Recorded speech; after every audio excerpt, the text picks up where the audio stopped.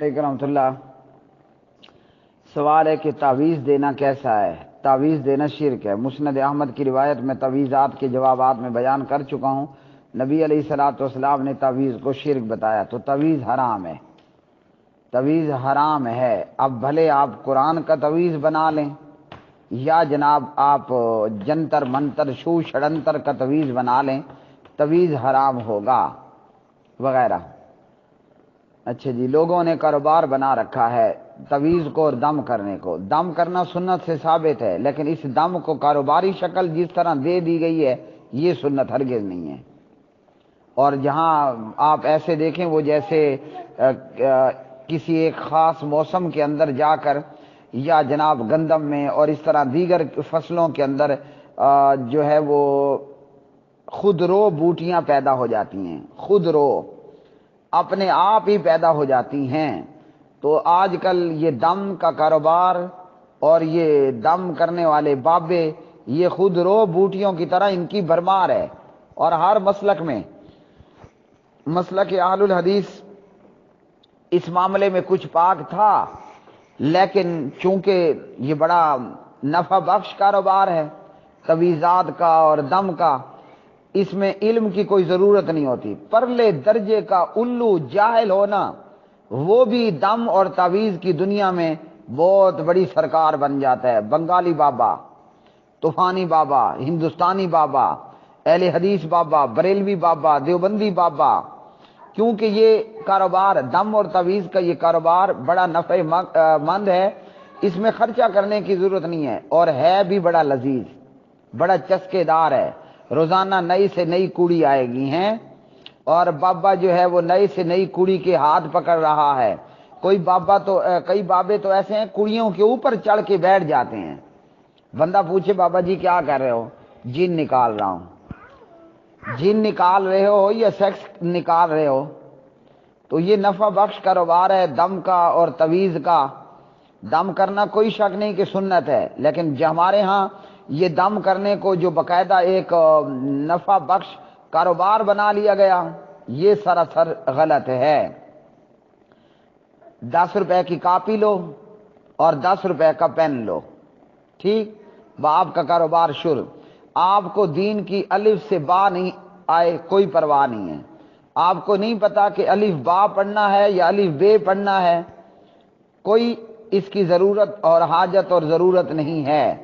جو پوچھے نا کہ ہاں جی یہ آپ نے دم کرنے کے لیے پنساری کی دکان سے لونگ منگوا لیے اور جناب مرچیں منگوا لی اور جناب اس طرح جو ہے آپ نے ہربل منگوا لیا فلاں فلاں، اور یہ جو آپ نے پڑھا ہے اور جس طریقے پر پڑھا ہے اور جناب جس طرح آپ نے جوان کڑی کا جوان چھوکری کا ہاتھ پکڑ کے رکھا ہوا ہے، دلیل کیا ہے؟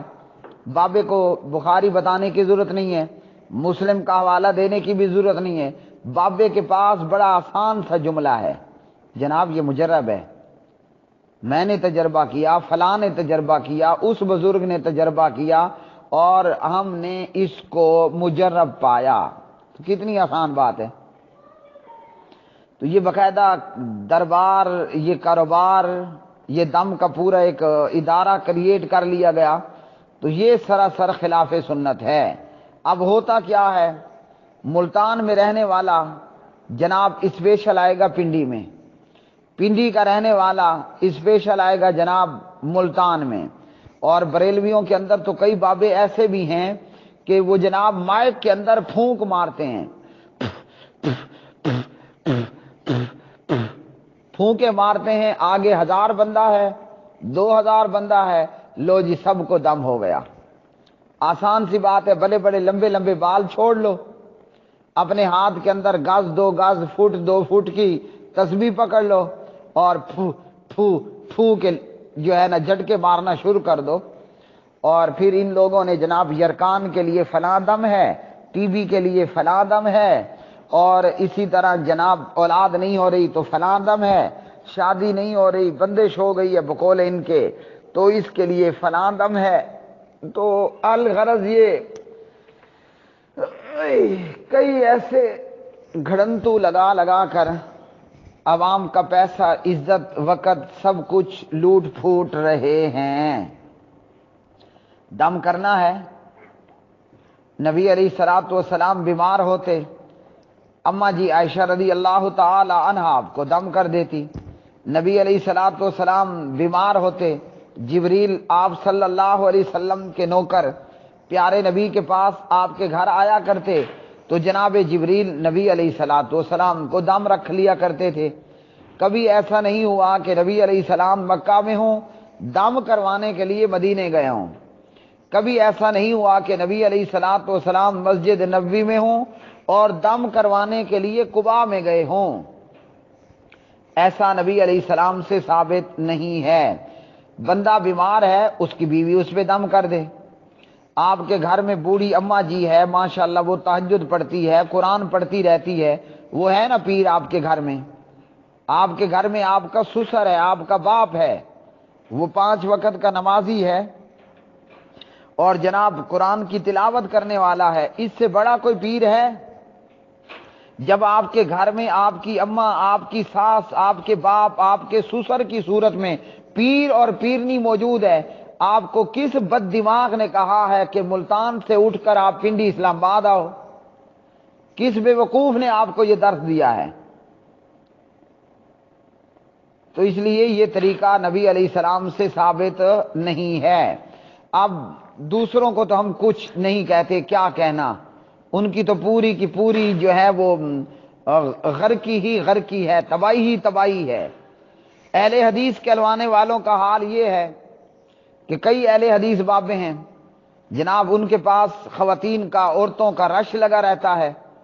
وہ کیا کرتے تھے، ابھی مر گئے ہیں، کئی زندہ بھی یہ کام کرتے ہیں، آخر انہوں نے کہیں سے سیکھا تھا۔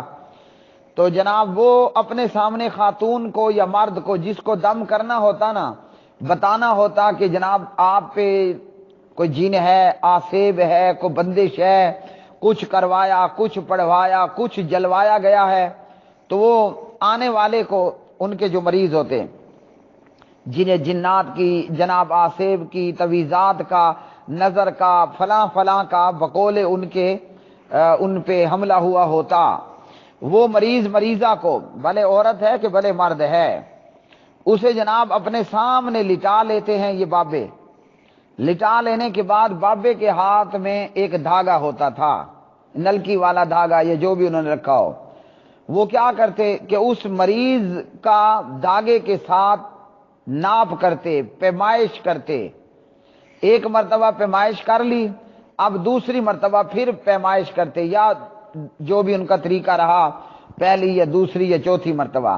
جب دوسری مرتبہ پیمائش ناپ کرتے، اگر دھاگا کم پڑ جاتا یعنی چھوٹا ہو جاتا، کہتے جناب آپ کے اوپر کچھ ہے، کچھ کیا گیا ہے، کوئی جن کا، کوئی تویز کا، کوئی نظر کا آپ پر پرابلم ہے۔ جب دھاگا دوسری پیمائش میں چھوٹا پڑ جاتا، اب ان سے بندہ پوچھتا، ہاں جی حضرت جی یہ کہاں سے لیا؟ یہ نوری علم ہے، ستیہ ناس ہو، نور تو اللہ کا قرآن ہے، تمہارا بیڑا غرق ہوا، نور تو نبی علیہ الصلوۃ والسلام کی سیرت ہے۔ تو جب نور اللہ کا قرآن، قد جاءکم من اللہ نور و کتاب مبین، نور تو اللہ کا قرآن ہے، یہ طریقہ تم نے قرآن کی کون سی آیت، کون سی سورت سے نکالا؟ وہ تو ہمیں پتہ نہیں ہے بھئی، یہ نوری علم ہے۔ اچھا نور تو نبی علیہ السلام کی تعلیمات ہیں، تو کس حدیث سے یہ طریقہ تم نے ایجاد کیا؟ وہ ہمیں نہیں پتا، ہمارے بزرگوں نے تجربہ کیا ہے، اس کو مجرب پایا ہے۔ تو تجربے کے لیے تو اور بھی بڑی بڑی باتیں مشہور ہیں، تو وہ بھی تجربہ کرنا، وہ حق حلال کی باتیں ہو جائیں گی۔ من ادخل اپنا فی اپنی، ہاں تجربے میں تو یہ بھی ہے، تو کیا یہ کرتوت، کالے کرتوت حلال کے ہو جائیں گے کہ تجربوں کے نام پہ یہ سارے دھندے؟ اصل یہ کاروبار ہے اور بڑا ہی نفع بخش کاروبار ہے۔ جیسا کہ وہ ایک پیر صاحب کسی عورت کو اس کے گھر دم رکھنے جاتے تھے، دم دم دم دم دم میں یہ ہوا کہ جناب وہ اس کی چھوٹی بہن سے شادی رچا لیتا ہے۔ دیکھا نا، ویسے کوئی کسی کو گھر گھسنے دیتا، لیکن پیر صاحب ہے نا، وہ دم کرنے آ رہے ہیں، تھوڑا عرصہ بڑی بہن کو دم کرتے رہے، تھوڑے عرصے بعد چھوٹی بہن سے شادی رچا لی۔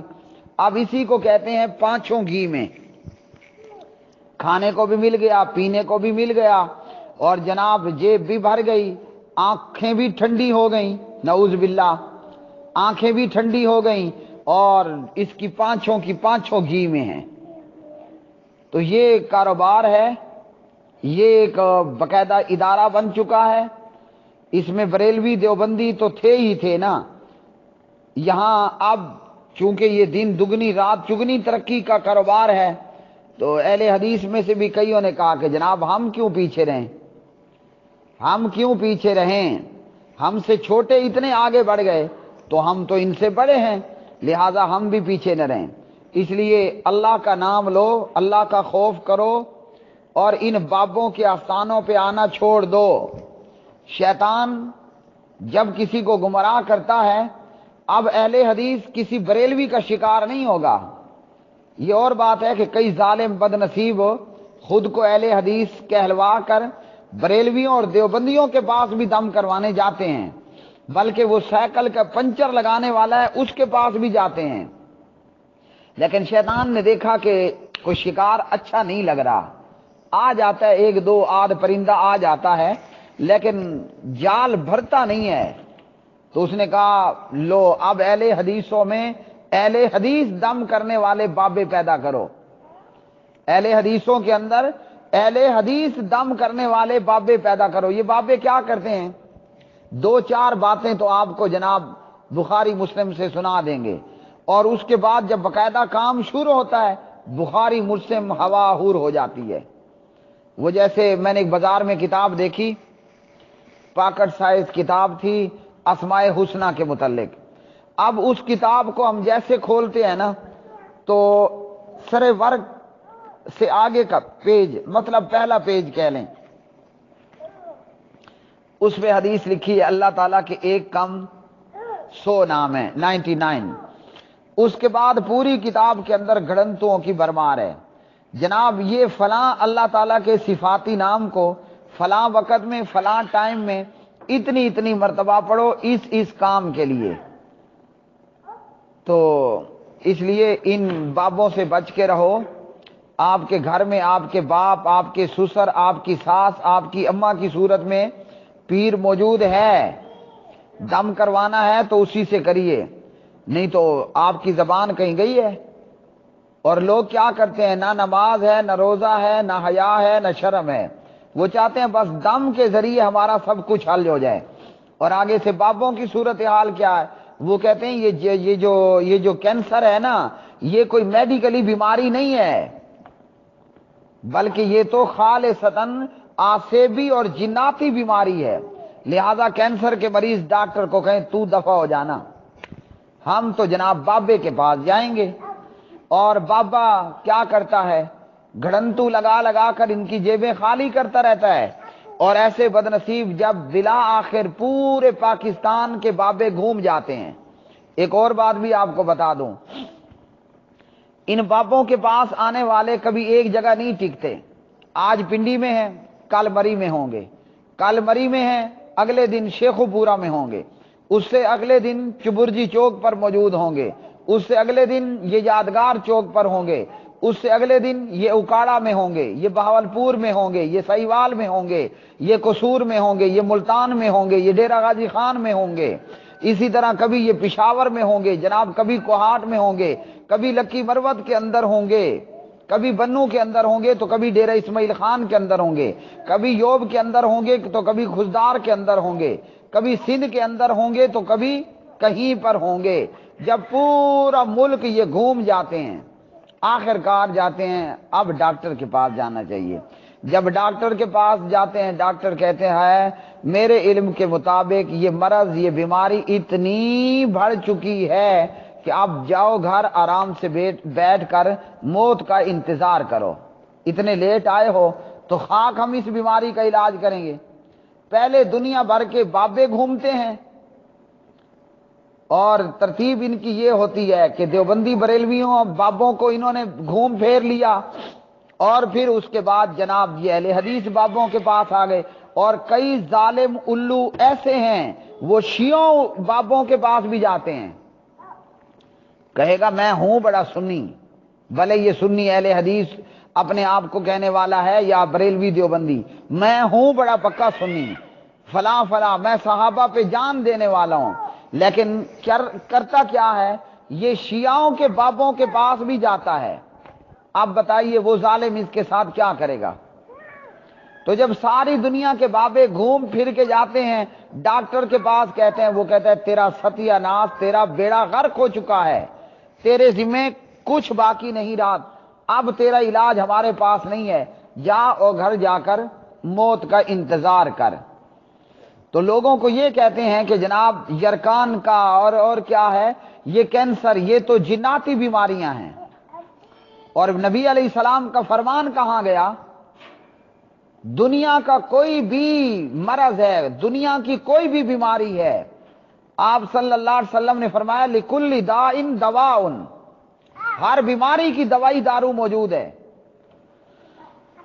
اللہ اکبر۔ تو جب ہر بیماری کی اللہ تعالیٰ نے دوائی اتاری ہے، اللہ سبحانہ و تعالیٰ نے ہر بیماری کی دوائی اتاری ہے، تو کیا خیال ہے وہ دوائی آپ کو دوائی لینے کے لیے ڈاکٹر کے پاس جانا پڑے گا کہ نہیں جانا پڑے گا؟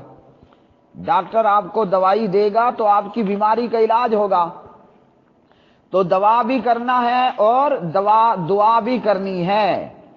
سورہ فاتحہ پڑھیں، اور ہر ایک بیماری کے لیے کوئی لیلہ دیلہ دم درود بھی نہیں ہوتا، کوئی بھی بیماری ہو، سورۃ الفاتحہ سورۃ الشفا ہے، یہ سورۃ الرقیہ ہے، پڑھیں، مریض کو شفا ہوگی، پڑھیں، اور مریض پہ جا کر دم کریں۔ مریض کے اوپر کرنا کیا ہے؟ جا کر دم کرنا ہے۔ تو یہ ہے نبوی طریقہ۔ لیکن یہاں یہ جوہلا، اگر واقعتاً ایسا ہوتا تو کیا خیال ہے کہ پھر ہر ایک ہاسپٹل کے اندر ایک بابا موجود ہوتا، ہر ایک ہاسپٹل کے اندر بابا موجود ہوتا، اور وہ ڈاکٹروں کو کہتا کہ آپ ہٹ جاؤ میں یہ کرتا ہوں۔ کئی جوہلا ایسے بھی ہیں کہ جناب کئی بابے وہ باقاعدہ بابے بھی ہیں اور سرجن بھی ہیں۔ آپ اگر ویسے جنرل ہاسپٹل جاتے ہیں، کوئی سرجری کا مسئلہ ہے تو ڈاکٹر بلیڈ سے آپ کے جسم کا حصہ کاٹے گا، جو کرنا ہے وہ کرے گا، اور کیا کرے گا؟ پھر اس کو ٹانکے لگا کر جوڑ دے گا۔ یہ بابے آپریشن کرتے ہیں، آپریشن کرتے ہیں، بس خالی ہاتھ خالی چھرا اوپر سے پھیر لیا، کہا کہ اب آپریشن ہو گیا۔ بندہ پوچھے کہاں سے چیرا ہے اور تم نے کہاں پہ اس کو ٹانکے لگائے ہیں؟ وہ نہیں ہے، وہ ہو گیا ہے۔ تو لوگوں کو یہ کہنا کہ یہ کینسر جناتی بیماری ہے، اب اس کا کیا مطلب ہے؟ یہ جناتی بیماری ہے تو ڈاکٹر کے پاس مت جاؤ، کیونکہ ڈاکٹر تو جنوں کا علاج نہیں کرتا۔ اب یہ تڑپتا تڑپتا تڑپتا تڑپتا رہتا ہے، مرنے پہ آتا ہے تو ڈاکٹر کے پاس جاتا ہے۔ اور نبی علیہ الصلوۃ والسلام نے کیا فرمایا؟ یہ میرے سامنے بخاری آ گئی، صحیح بخاری میں حدیث نمبر 5678 5678، یہ صحیح بخاری ہے۔ اہل حدیثوں تم بھی سنو، اور اہل حدیثوں میں خود کو بابے بنانے والے تم بھی سنو۔ ان ابی ہریرہ رضی اللہ تعالی عنہ عن النبی صلی اللہ علیہ وسلم قال ما انزل اللہ داء الا انزلہ شفاء۔ صدقے دیواری جاؤں اپنے پیارے نبی کے۔ بابو اللہ کا خوف کرو، لوگوں کی زندگیوں سے یوں مت کھیلو۔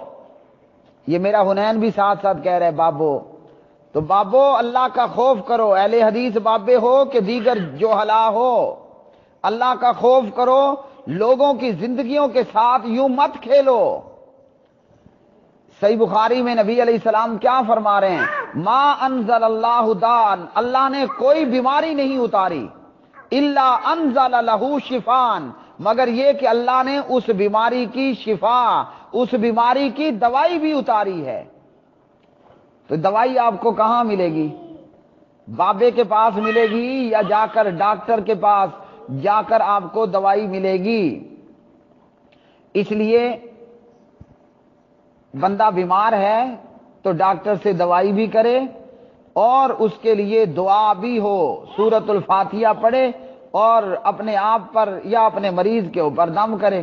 اس سے آپ کو کیا ہوگا؟ ملتان سے پنڈی آئیں گے، ایک مریض ہے، ایک مریض کے ساتھ بندہ ہے، ایک بندہ ہو یا دو بندہ ہو، آپ کا 2000 تو کھل گئے یہاں۔ آگے بابا کہتے ہیں میں نے کچھ نہیں لینا، لیکن شرمو بے شرمو تو آپ کو کچھ نہ کچھ دینا ہی پڑتا ہے۔ 1000 2000 وہاں آپ کا لگ جائے گا، بابے کے انتظار میں جتنے دن وہاں آپ رہے تو وہاں بھی آپ کو رہنا پڑ جائے گا، پھر کتنا خرچہ ہوگا۔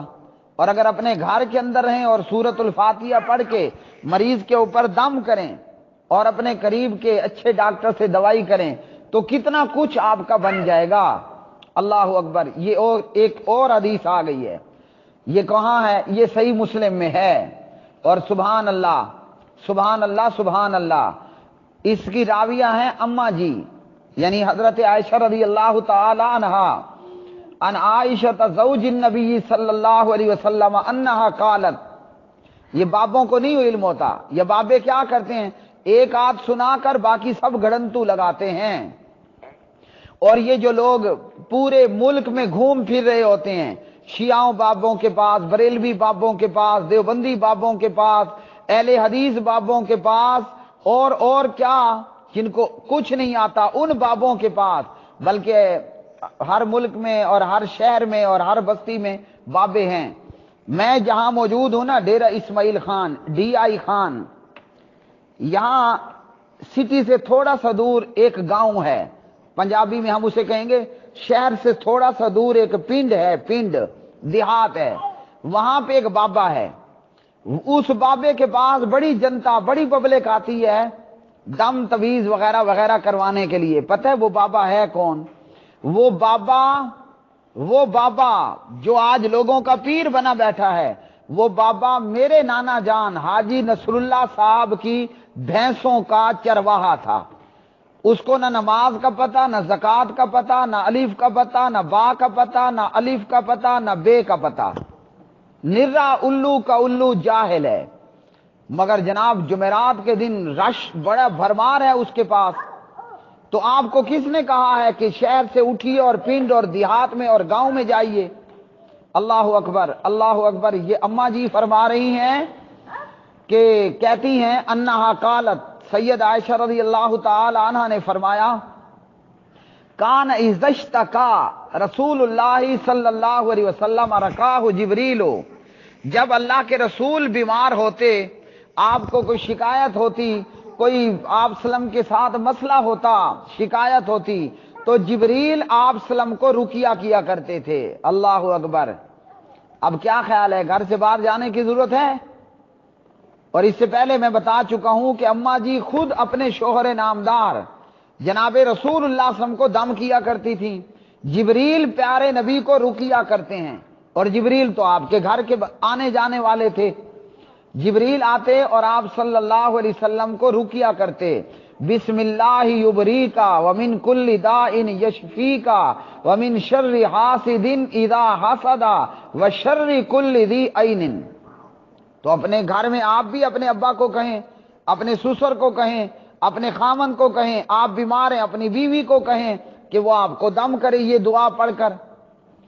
جبریل پیارے نبی علیہ السلام کو دعا دے رہے ہیں، آپ پہ رقیہ کر رہے ہیں، اللہ تعالیٰ آپ کو ہر بیماری سے شفا دے۔ آہا سبحان اللہ۔ اللہ تعالیٰ آپ کو حاسدوں کے حسد سے بچائے، اللہ تعالیٰ آپ کو نظر لگانے والوں کی نظر سے بچا لے۔ اب بتائیے، نبی علیہ الصلوۃ والسلام مدینہ سے اٹھ کر قباء گئے تھے، مدینے سے اٹھ کر نبی علیہ الصلوۃ والسلام جناب خیبر گئے تھے، مکہ گئے تھے۔ کتنا آسان بات، کتنی آسان معاملہ ہے، کتنا آسان مسئلہ ہے۔ تو اس لیے یہ ساری باتیں کاروباری ہیں۔